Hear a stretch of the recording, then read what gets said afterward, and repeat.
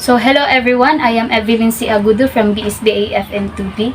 So in this video, I will be discussing about recreational problems, number games, and true-to-life problems using mathematics, as well as the examples that I have chosen. So first, let's discuss about recreational problem. When we say recreational problem, it is a mathematics done for recreation or as a hobby that are intended to be fun. So typically, it involves about puzzles or games that are related to mathematics.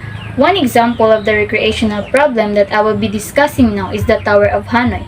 The Tower of Hanoi is the logical puzzle that are frequently studied in the cognitive psychology and use a test problem-solving ability consisting of 3 pegs.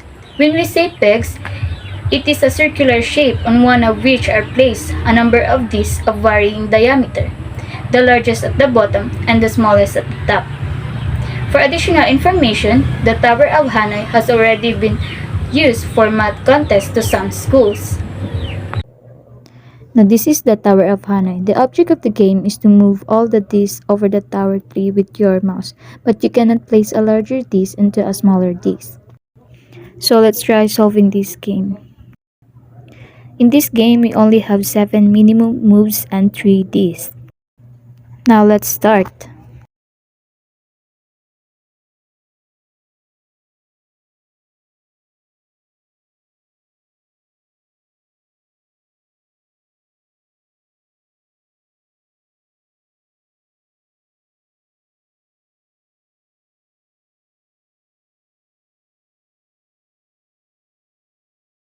So let's move on to the number games. An example of number games are sequence problem, abstract, geometric problems, mathematical induction, and logic. So we have here an example of geometric problems. So let's read. The width of a rectangle is 3 feet less than its length. The perimeter of the rectangle is 110 feet. Find the dimension. So in this problem, we're going to find 2 dimensions. That is the length and the width. Now let's solve.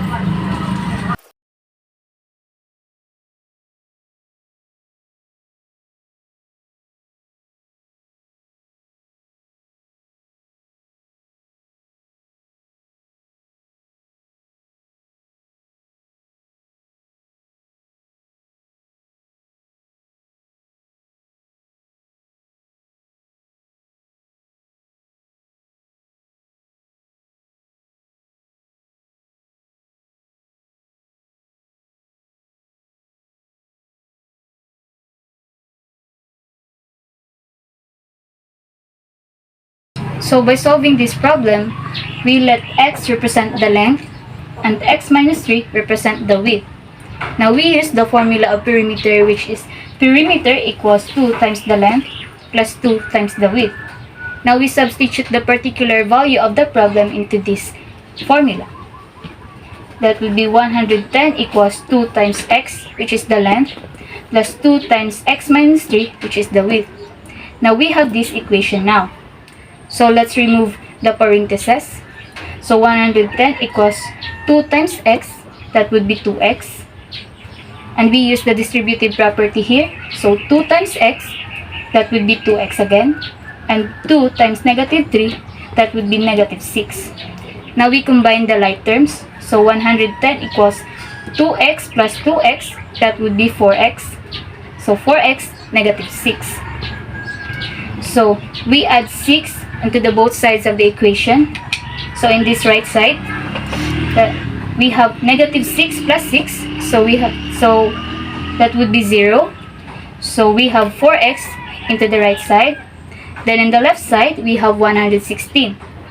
So to remove the coefficient 4, we divide it both sides by 4. So we have the value of x, which is 29. So we have now found one dimension, which is the length, and that is 29. Now we substitute again 29 into what represents the width.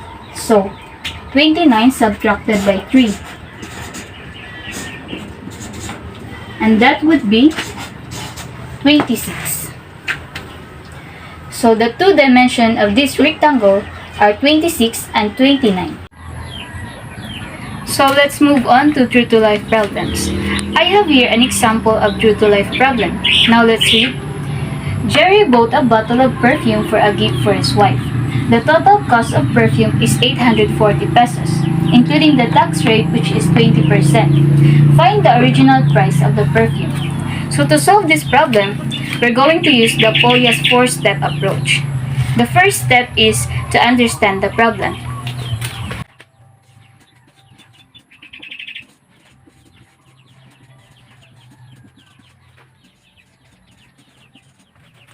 So in this problem, we are looking for the original price of the perfume before tax was added. So we will let X represent the price of the perfume before tax was added.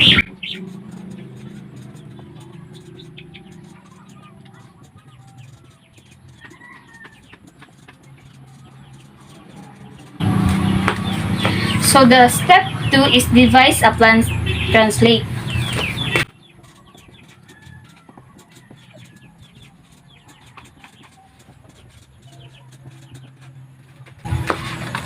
So the original price plus 20% tax will give you the purchasing cost of 840 pesos.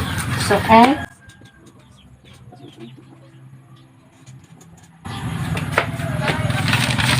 now the step 3 is to carry out the plan.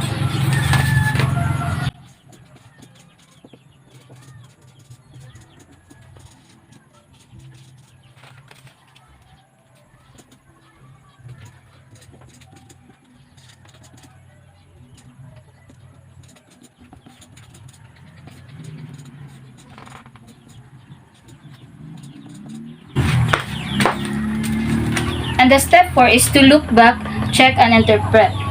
So,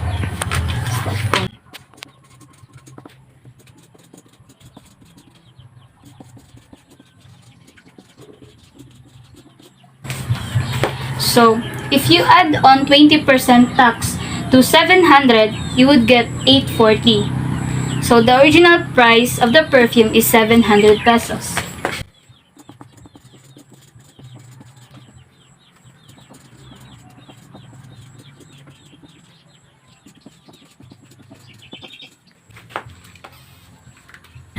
Now to clearly discuss to you how we got the 700 pesos as the original price of the perfume, we let X represent the price of the perfume before tax was added.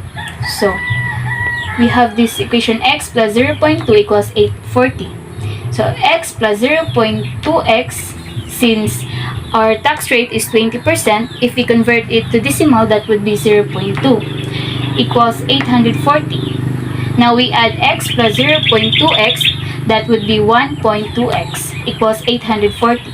To remove the coefficient 1.2, we divided both sides by 1.2. So 1.2 over 1.2, that would be cancelled. And 840 over 1.2 equals 700. So that's how we got 700 pesos as the original price of the perfume.